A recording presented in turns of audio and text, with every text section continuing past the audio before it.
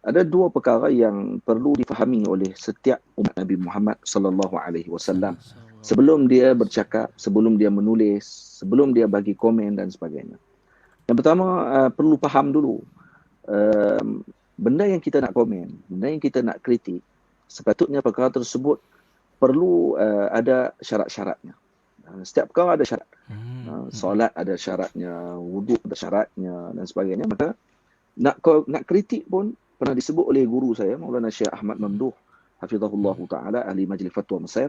Beliau pesan kepada saya dan dia sebut, kita kalau nak mengkritik, khusus yang beliau sebut kepada saya tentang para ulama, kalau kita nak kritik ulama. Tapi di sini kita umumkan, kerana apa yang diberikan syarat tadi diumumkan pada kritikan pada apa sahaja sekalipun. Maknanya kita nak kritik suatu perkara, satu bidang, suatu masalah ataupun berkaitan dengan bidang tertentu, perlu ada 3 syarat.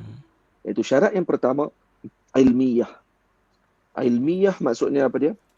Kita mempunyai keilmuan seumpama orang yang ingin kita kritik. Nampak? Jadi kalau kita nak kritik, contohnya berkenaan dengan masalah perubatan, perlulah ada ilmu perubatan. Janganlah kita kritik benda yang kita tak tahu. Kita nak kritik pasal sukan contohnya, kita kena reti macam tu. Ini kita kritik Cristiano Ronaldo seolah kita pandai main bola. Kita ni tengok kat kedai kopi je, kata dia tak pandai bobol contohnya. Padahal dia adalah orang yang ahli dalam bidang tersebut. Jadi kalaulah semua orang beramal dengan perkara ini, insya-Allah di kedai kopi senyap, insya-Allah. Masya-Allah. Bila jadi kalau tengok semua kalau tengok pemain bola sepak kot lain, dia kata mungkin ni dia ada perancangan dia tu. Kita anggap macam tu. Jadi insya-Allah ni ahli-ahli sufi yang melihat bola lah maksudnya. Kemudian yang kedua, syarat kedua, maklumiyah. Maklumiyah maksudnya maklumat ataupun sumber yang tepat digunakan untuk kita mengkritik sesuatu pandangan tersebut. Maksudnya mesti pandangannya dan juga apa yang dia ingin keluarkan tadi daripada sumber yang tepat. Dan setelah sumber tadi dikaji, maksudnya perlu dikomen, baru dia komen. Dan yang ketiga, al-mawdu'iyah dipanggil. Mawdu'iyah iaitu mengkritik sesuatu bukan atas tujuan hawa nafsu, tetapi sebaliknya atas dasar ilmu dan menumpu kepada tajuk yang ingin dibincangkan. Itu sepatutnya bukan kerana kebencian terhadap individu yang dikutuk, yang dikritik. Jadi 3 syarat ni, ilmiah, lagi yang kedua maklumiyah, yang ketiga mawdu'iyah.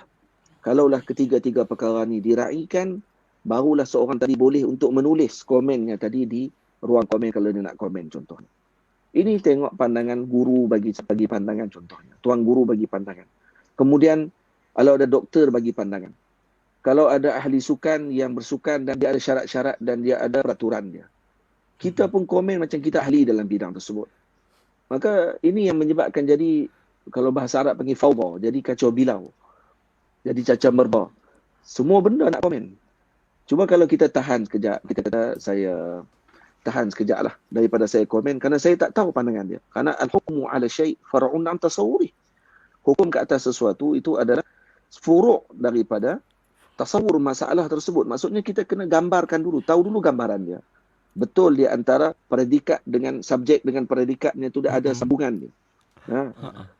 Barulah boleh untuk kita bagi hukuman. Macam mana kita nak hukum kalau kita pun tak tahu benda tersebut? Ini masalah masyarakat kita sekarang ini, ataupun ini melihat kepada diri kita sendiri dan juga kepada umat yang perlu kita bimbing mereka kepada jalan yang tepat.